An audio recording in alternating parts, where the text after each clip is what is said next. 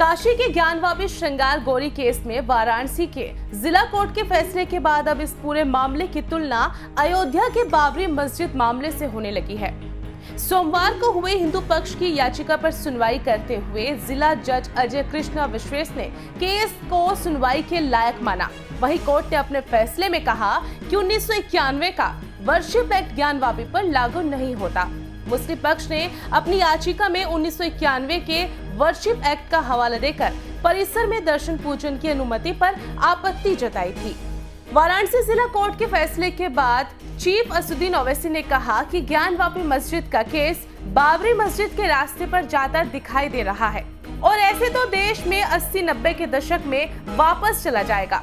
वहीं ओवैसी ने वाराणसी जिला कोर्ट के आदेश पर चिंता जताते हुए कहा कि इस तरह के फैसले से 1991 के वर्शिप एक्ट का मतलब ही खत्म हो जाता है।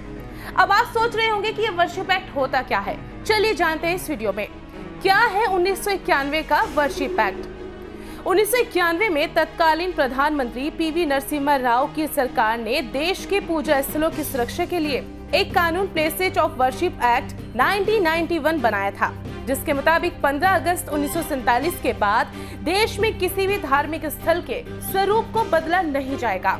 इस एक्ट के मुताबिक 15 अगस्त 1947 जैसी स्थिति हर धार्मिक स्थल की रहेगी। इसके मुताबिक अगर 15 अगस्त 1947 को कहीं मंदिर है तो वो मंदिर ही रहेगा और कहीं मस्जिद है तो वो मस्जिद ही रहेगी।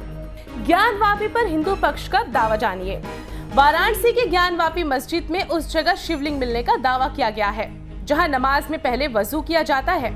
इसी के साथ ही राम मंदिर आंदोलन के प्रमुख चेहरे प्रवीण तोगाड़िया कहते हैं कि इतिहास में इस बात की एक नहीं बल्कि कई प्रमाण मौजूद हैं कि काशी में विश्वनाथ मंदिर को कई बार तोड़ा गया है। मुगल शासन काल में 1669 के मुगल शासक और औरंगजेब ने काशी विश्वनाथ मंदिर को तोड़ा और वहां पर मस्जिद बनाई। इसके साथ वाराणसी जिला कोर्ट के आदेश पर हुए सर्वे में वुजू वाले स्थान जहां पर नमाज से पहले हाथ पैर धोने का स्थान होता है वहां पर 12 फुट व्यास वाला शिवलिंग मिला है और इस तरह काशी विश्वनाथ में जो नंदी भगवान बैठे हैं उससे 80 फीट दूरी ये शिवलिंग मिला है। अब चलिए जानते हैं कि ज्ञानवापी की बाबरी मस्जिद से तुलना क्यों की जा रही है। ज्ञानवापी केस में कोर्ट के फैसले के बाद मुस्लिम पक्ष का आरोप है कि ज्ञानवापी को बाबरी मस्जिद की तरह मिटाने की साजिश हो रही है। ज्ञानवापी की तरह ही 1949 में अयोध्या में भी रामलला की मूर्ति मिलने का दावा किया गया था। अयोध्या में बाबरी मस्जिद की जगह राम जन्मभूमि और मंदिर होने का दावा कर हिंदुओं ने पूजा पाठ करने की मांग करते हुए कोर्ट का सहारा लिया था। कोर्ट के मामले के दौरान ही 6 सितंबर 1992 को बाबरी मस्जिद के विवादित ढांचे को ढा दिया गया था।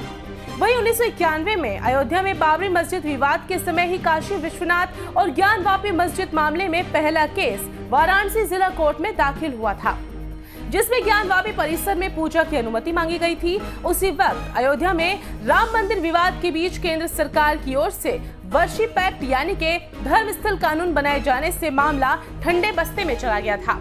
अब वाराणसी जिला कोर्ट के फैसले के बाद एक बार फिर मामला कोर्ट में पहुंच गया है। सर्वे में शिवलिंग मिलने की बात को जानते हैं। ज्ञानवापी परिसर में कोर्ट के आदेश पर हुए सर्वे में मस्जिद के ऊपरी हिस्से में वजू वाले स्थान पर तालाब में शिवलिंग मिलने का दावा किया जा रहा है। कोर्ट के आदेश पर हुए सर्वे में शिवलिंग मिलने की बात सामने आने के बाद कोर्ट के आदेश पर वाराणसी जिला प्रशासन को शिवलिंग मिलने वाली जगह को सील कर दिया है।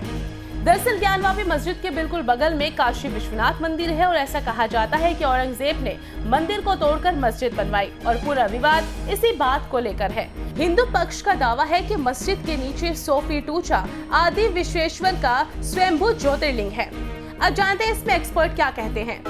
बाबरी मस्जिद विध्वंस और राम जन्मभूमि विवाद को कई दशकों तक कवर करने वाले वरिष्ठ पत्रकार और लीगल एक्सपर्ट कहते हैं कि वाराणसी में ज्ञानवापी और अयोध्या में बाबरी का विवाद बहुत कुछ एक जैसा ही है। अयोध्या में भी पूजा के अधिकार को लेकर लड़ाई शुरू हुई थी, जैसे कि ज्ञानवापी श्रृंगार गौरी की पूजा को लेकर लड़ाई शुरू हुई है। साथ ही उन्होंने ये भी कहा कि अयोध्या और ज्ञानवापी में बड़ा अंतर ये है कि अयोध्या में हिंदू पक्ष का दावा बहुत कुछ कल्पना या अनुमान पर आधारित था, लेकिन ज्ञानवापी में कुछ भी साबित नहीं करना है। ज्ञानवापी के पीछे की दीवारों में मंदिर से जुड़े तमाम साक्ष्य मौजूद हैं और ऐसे में बहुत सारे प्रमाण भी मौजूद हैं कि मंदिर को तोड़कर मस्जिद बनाई गई है। अयोध्या केस में एक म्यान में तो एक तलवार जैसा मामला था, लेकिन वाराणसी में तो एक भव्य मंदिर पहले से बना है। सवाल ज्ञान वापी का नहीं है, सवाल ये है कि ऐसे कितनों को बदला जाएगा और संसद के बनाए कानून 1991 के वर्शिप एक्ट का क्या होगा।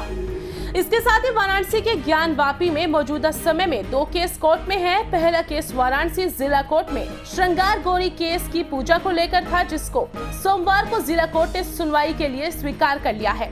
वही अन्य केस इलाहाबाद हाई कोर्ट में है, जो मस्जिद पर स्वामित्व को लेकर है, जिस पर 28 सितंबर को सुनवाई होनी है। ज्ञान वापी श्रृंगार गौरी केस के वर्शिप एक्ट के दायरे में नहीं आने के जिला कोर्ट के फैसले पर एक्सपर्ट्स कहते हैं कि उनके नजरिए से कोर्ट का फैसला सही है, क्योंकि याचिका में पूजा के अधिकार की बात की गई है, जो वर्शिप एक्ट स्वामित्व स्थान का स्वरूप बदलने को लेकर है। वहीं कोर्ट ने याचिका को भी स्वीकार किया है, उस पर फैसला नहीं सुनाया है।